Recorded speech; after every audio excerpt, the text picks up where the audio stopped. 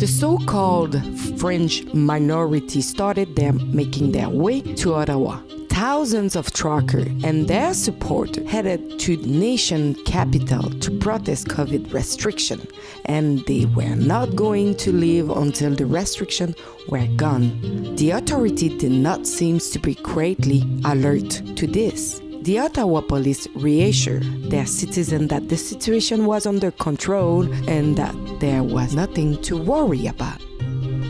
The money raised by the organizer was one of the topic of the hour. The GoFundMe created by Tamara Leach on January 14, 2022 had nearly reached 1 million on January 21, to then reach over 6 million on January 27.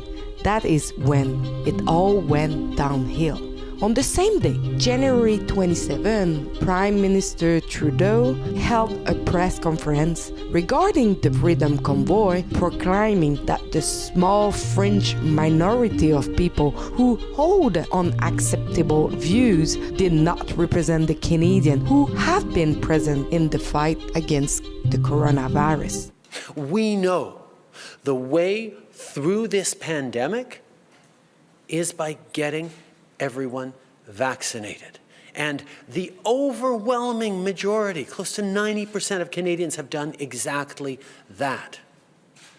The small fringe minority of people who are on their way to Ottawa or who are holding unacceptable views that they're expressing do not represent the views of Canadians who have been there for each other, who know that following the science and stepping up to protect each other is the best way to continue to ensure our freedoms, our rights, our values as a country. Secondly, the GoFundMe reached over 10 million, and then on February 3rd, the whole thing was first frozen and then cancelled completely. The money was then returned to the donor.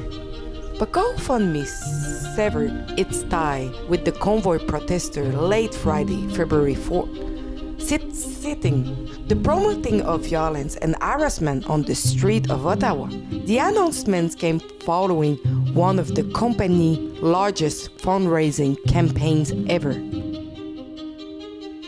As a result, organizers turned to Give and Go to collect the cancelled money that was given back to the donor.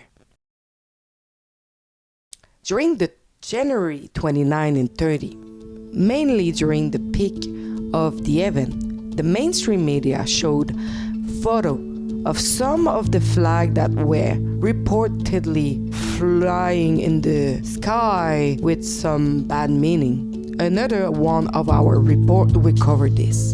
Despite the huge crowd, the whole thing remained peaceful. That weekend, according to the Ottawa police, no arrests were reported in connection with the Freedom Convoy.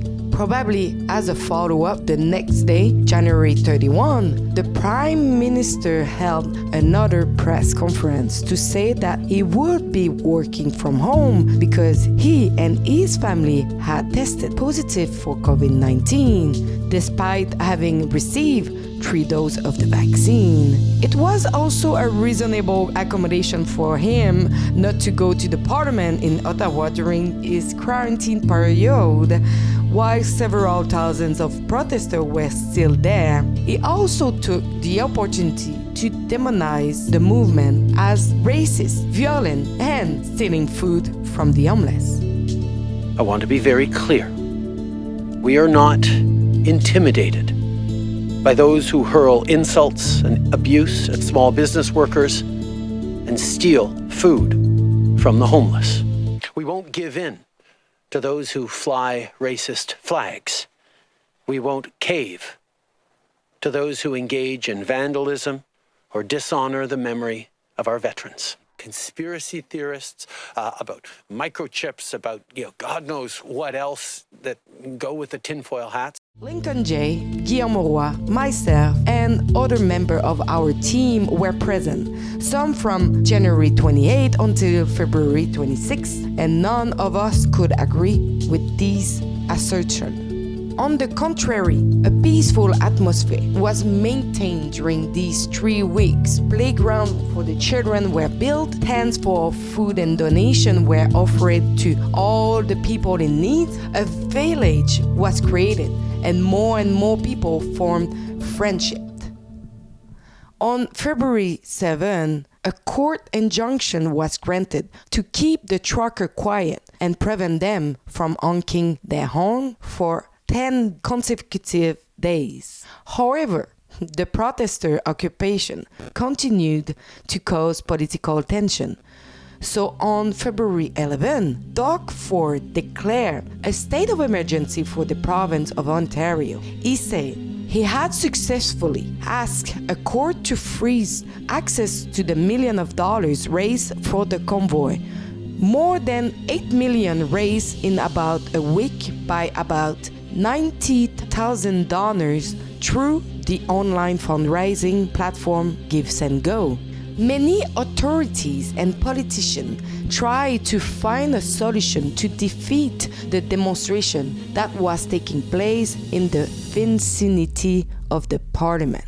The atmosphere on the spot was quite different. There was a lot of love and support, and few truckers seemed to be bothered by the threat made towards them.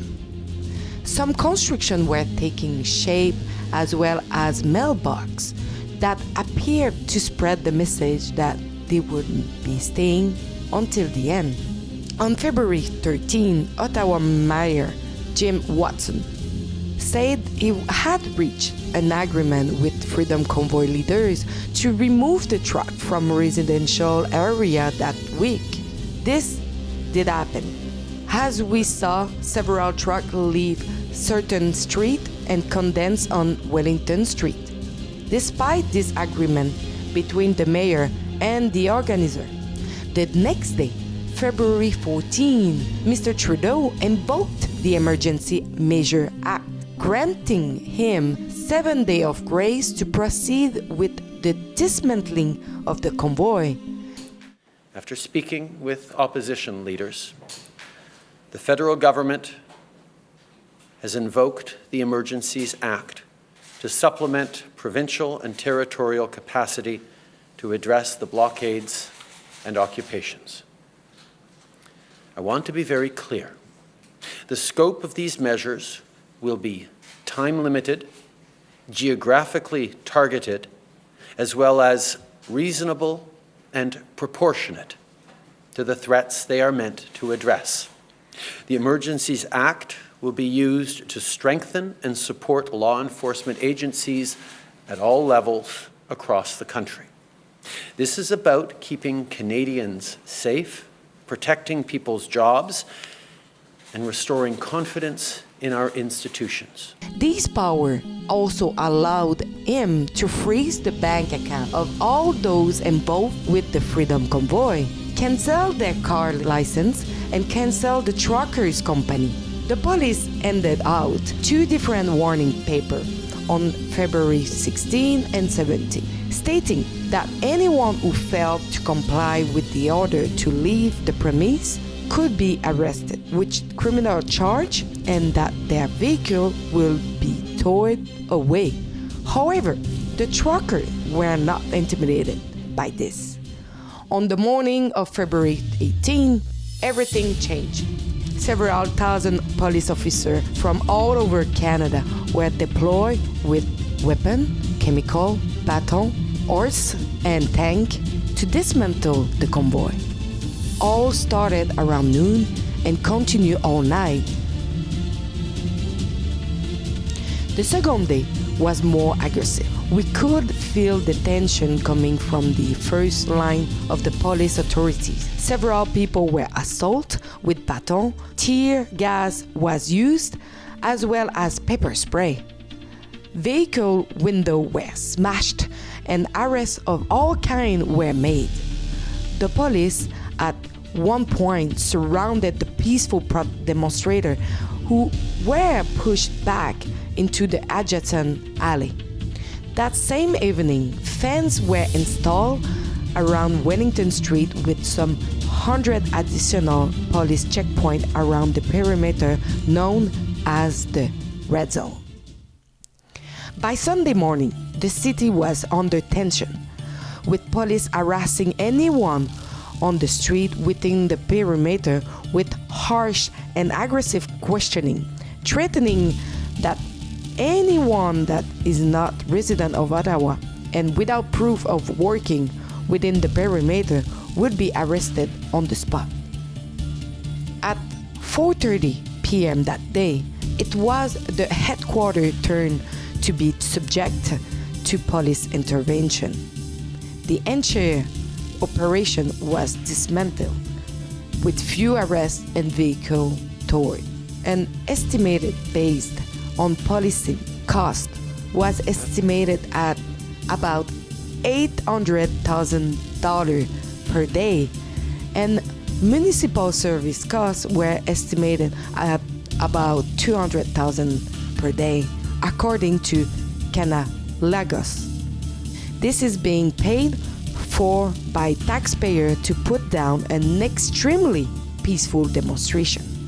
February 21 was the time to vote on the invocation of emergency measure, and Mr. Trudeau was adamant about the need for these emergency measures, confident that the truckers were ready to come back and block the bridge and the street. It passed that evening by a vote of 185 to 151. Less than 48 hours later, Mr. Trudeau simply didn't see the need for all this anymore. So what changed? The following Friday, some truckers began claiming their vehicle from the impound lot at 3100 Convoy Road. The price of all this: loss of their license plate with $516 fee for small vehicle and $1,191 for heavy vehicle. Not to mention all the equipment that was stolen from some of them, as well as the damage done to their vehicle by not only the police but probably other external factors as well. Now, a lawsuit is being filed against all those involved in the convoy protest. Mr. Cham, a lawyer, has collected the license plate of more than 400 participants and hopes to obtain information about those who donate to the convoy after February 4th. He estimates that at least $306 million was lost in wage and income as a result of the occupation. A protest that started out as a peaceful movement has been dismantled and demonized by politicians following the Trudeau government narrative. This is what happened on the first 3 weeks of the Freedom Convoy, and the story is still continuing. I hope you enjoy. It was Alexa for Rebel News. So as you can see, Ottawa has been cleared out of all the trucker and all the street have now still checkpoint and some fences all around. We want to report on what is going on still with the Freedom Convoy, same if it's clear out. So you can have a look at all our report at convoyreport.com, and you can still donate for covering our travel expense. Thank you.